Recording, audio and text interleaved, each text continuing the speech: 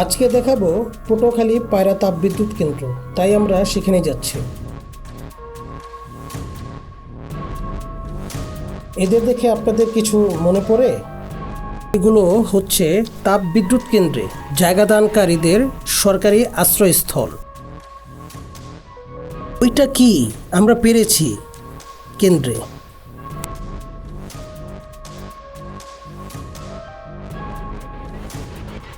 $660 করে 2টা ইউনিট, মোট 1320 মেগাওয়াট উৎপাদনকারী বাংলাদেশের সবথেকে বড় কয়লা ভিত্তিক তাপবিদ্যুৎ কেন্দ্র। প্রায় 1 কিলোমিটার দীর্ঘ জেটি থেকে কয়লা পরিবহন করার অটোমেটিক মেশিন আছে। তারা এই তাপবিদ্যুৎ কেন্দ্রের শ্রমিক।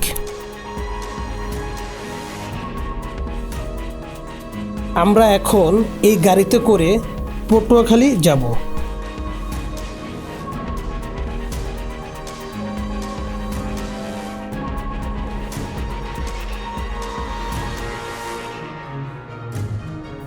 যাওয়ার পথে নতুন রাস্তা তৈরি হওয়া দেখতে পেলাম।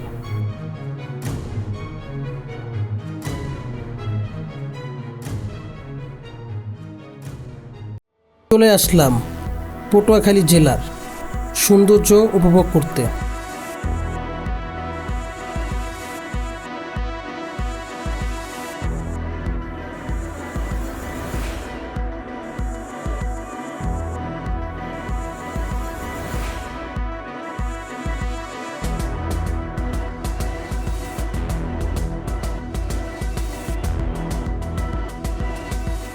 এখন যাচ্ছি পরিপাটি শহরটি দেখতে।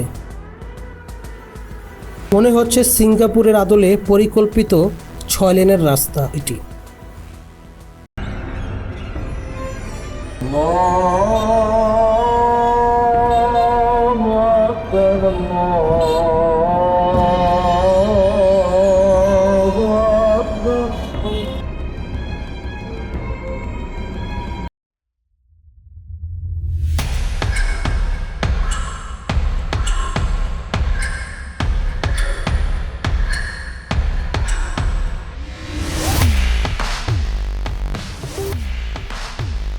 আসি কাশ্মীর খ্যাত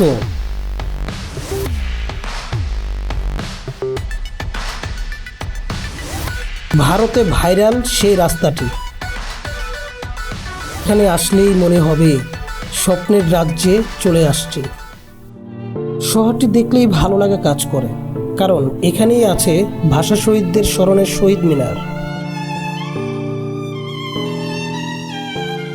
আছে সুন্দর একটি দিঘির পার, আছে তারবিহীন পর্যাপ্তি ল্যাম্পাস, রাস্তার মাঝে ফুল গাছের সমারোহ। আমি মুগ্ধ আই লাভ পটুয়াখালী দেখে, আরও মুগ্ধ মানুষের হাঁটার রাস্তা দেখে।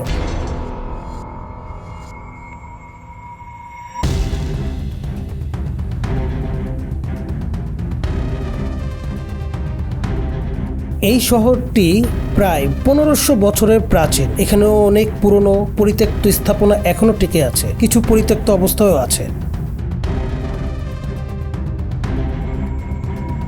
আমরা চলে যাচ্ছি এই সুন্দর জেলা থেকে, আপনাদের জন্য রেখে যাচ্ছি নদীমাতৃক অঞ্চল পটুয়াখালী সুন্দর জেলাটি।